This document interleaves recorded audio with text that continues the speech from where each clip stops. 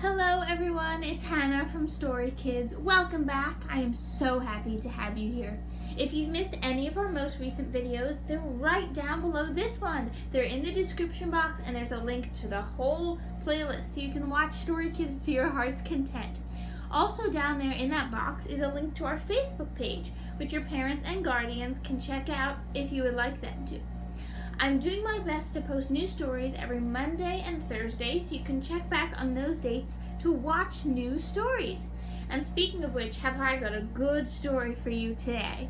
The weather has been sort of gloomy where I live, so if it's been a little gloomy where you live, maybe you can sit down with me with a snack or some tea or water or a cozy beverage of your choice and listen to a really nice story with me. As you can see, I'm in my indoor setting. That's because it's been raining, but that's nothing a good story can't fix, in my opinion.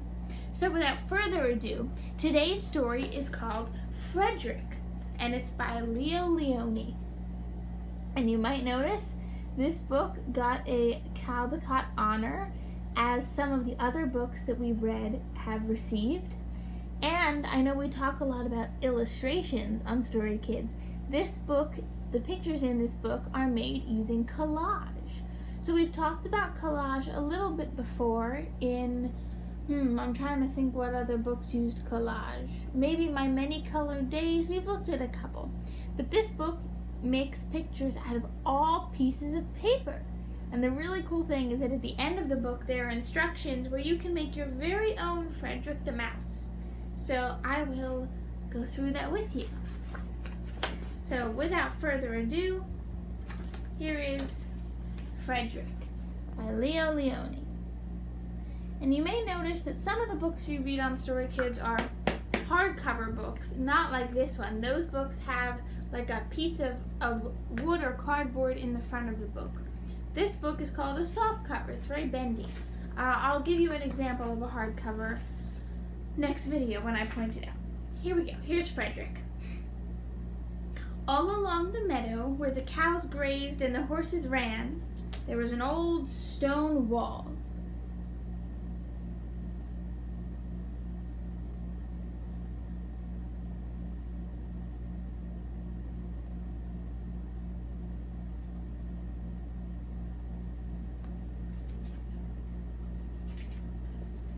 In that wall, not far from the barn and the granary, a chatty family of field mice had their home.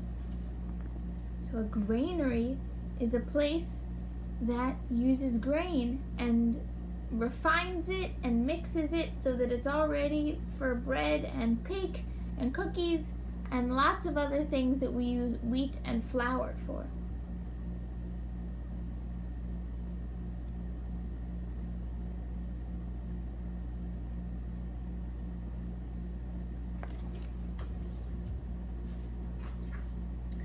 But the farmers had moved away, the barn was abandoned, and the granary stood empty.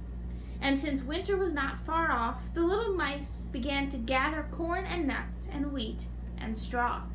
They all worked day and night. All except Frederick. So they're all very busy preparing and stocking up supplies for the winter. Have you ever stocked up on supplies before? I've never done that for the winter, but I have if there's a big storm coming, a snowstorm or a rainstorm, because sometimes the storms are so bad that you can't go out for groceries, so you want to make sure that you have enough beforehand.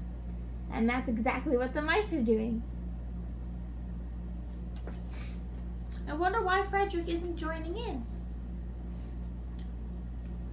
Frederick, why don't you work? They asked. We're asking that too, right? I do work, said Frederick. I gather sun rays for the cold, dark winter days. Have you ever gathered sun rays before? I've never heard of that.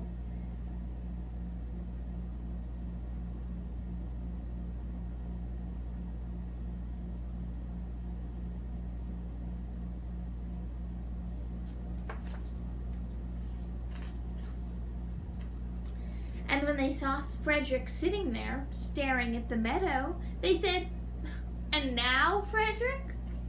I gather colors, answered Frederick simply, for winter is gray. Sun and colors. I've never heard of anybody who's able to collect those things.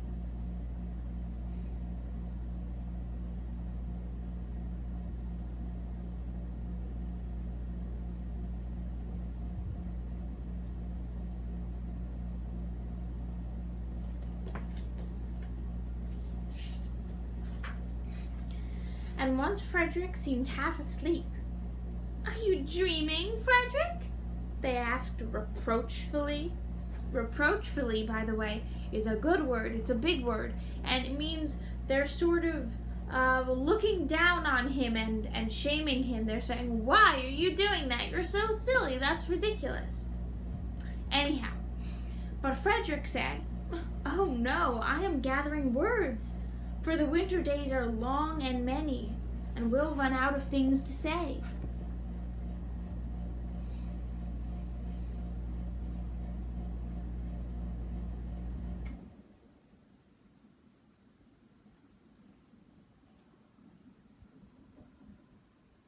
Seems like my air conditioner turned off.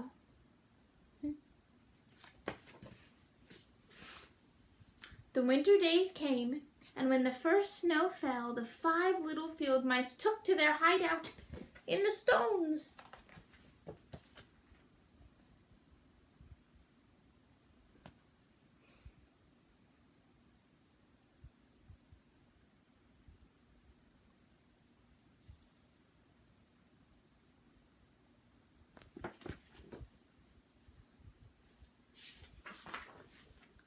In the beginning, there was lots to eat, and the mice told stories of foolish foxes and silly cats.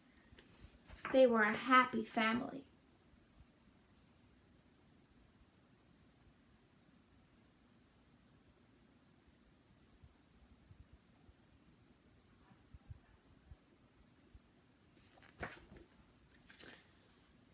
But, little by little, they had nibbled up most of the nuts and berries. The straw was gone, and the corn was only a memory. It was cold in the wall, and no one felt like chatting. Feels a little bit like today near where I live. It's cold and it's rainy. It's not very sunny. There's not a whole lot to do, and no one really feels like talking or telling stories. I wonder what we can do at times like these. Let's find out together, okay?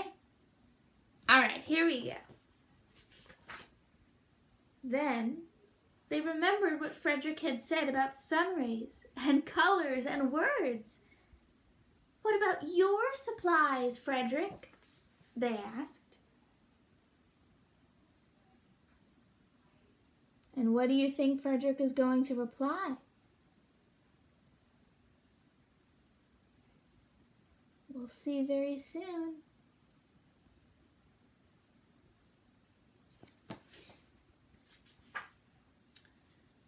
Close your eyes, said Frederick, as he climbed on a big stone. Now, I send you the rays of the sun. Do you feel how their golden glow? And as Frederick spoke of the sun, the 4 little mice began to feel warmer. Was it Frederick's voice? Was it magic?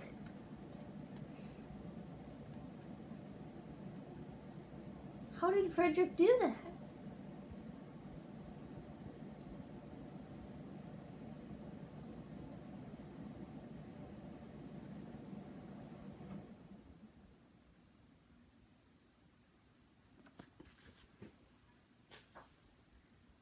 And how about the colors, Frederick? They asked anxiously. Close your eyes again, Frederick said.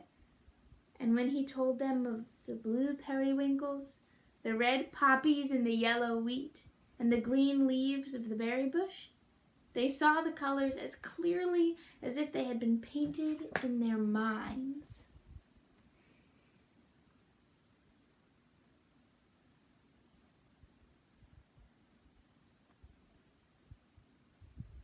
Wow.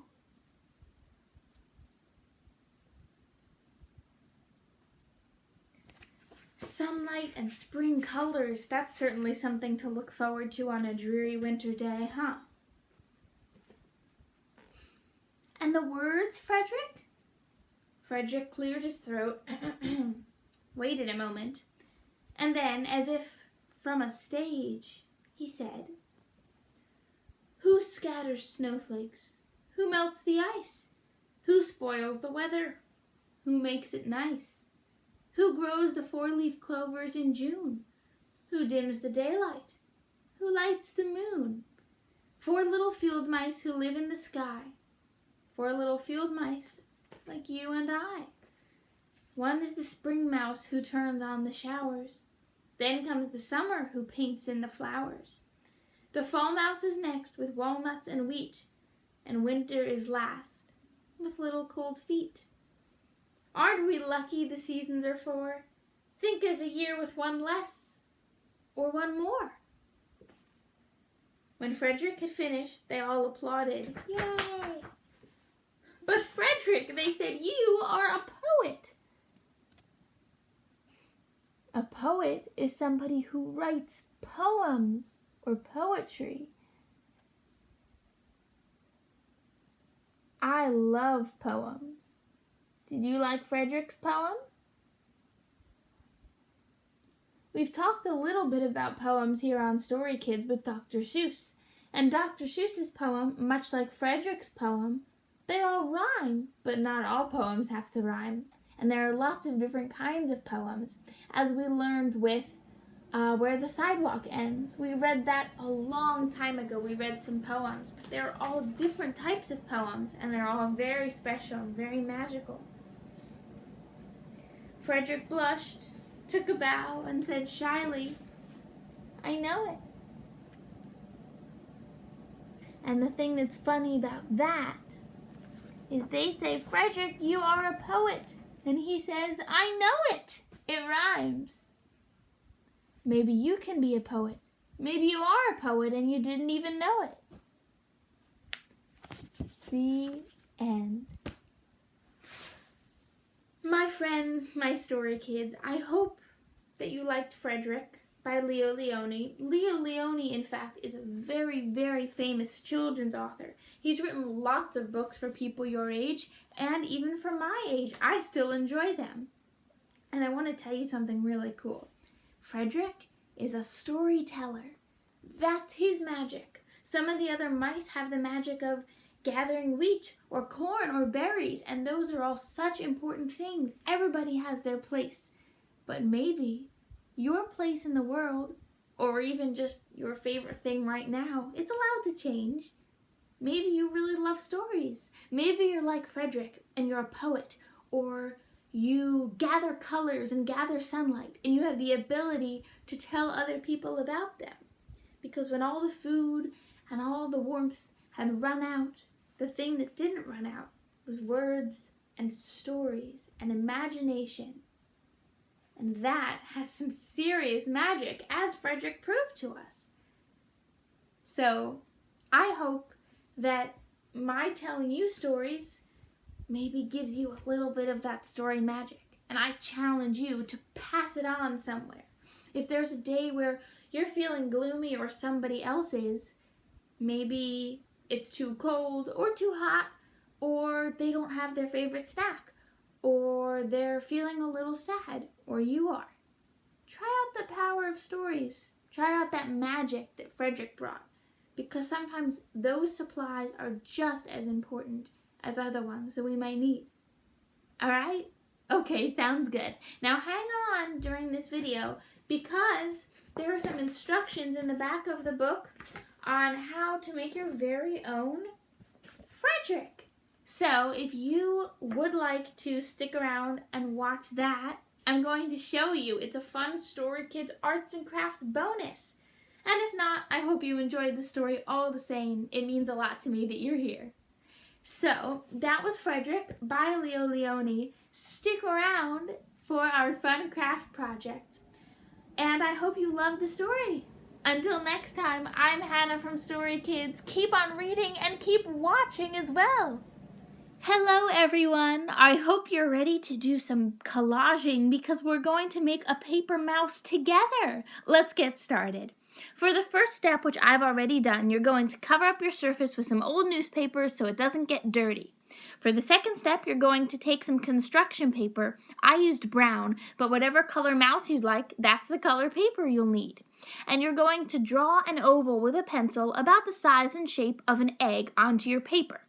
For the third step, you're going to rip that oval out with your fingers. No scissors are needed for this step, and don't worry if it's a little rough around the edges. That's what makes it unique, so rip it all out. Now, you're going to take the pencil side, which has your pencil outline, and flip it over so that the blank side is on top. So that's the body of our mouse, and now we're going to make the tail and the ears. For the ears, I'm using pink construction paper, and I'm going to draw 2 ovals about the size of big jelly beans. And next, I'm going to use black construction paper for the tail, and this is about the shape that the tail should be. Now, step number 5 is going to require some safety scissors. But before you use them, make sure that you have a parent or guardian's permission and someone watching you. So you're going to cut out the tail shape and the 2 ears, just like I'm doing all the way around. So you have the tail shape, there we go. And we're going to do the same thing with both of the ears, cutting them out separately so that you have 1 ear and 2 ears. We're on to step number 6. You're going to take some white paper and use a hole puncher to punch 2 holes about pea size. Or if you don't have a hole puncher, just cut 2 out. Then you're going to take the back off the hole puncher and get those holes out, and that's what they should look like. There are your mouse's eyes. Next, for step 7, you're going to grab a glue stick, and we're going to be gluing on the eyes and the ears onto the body of the mouse.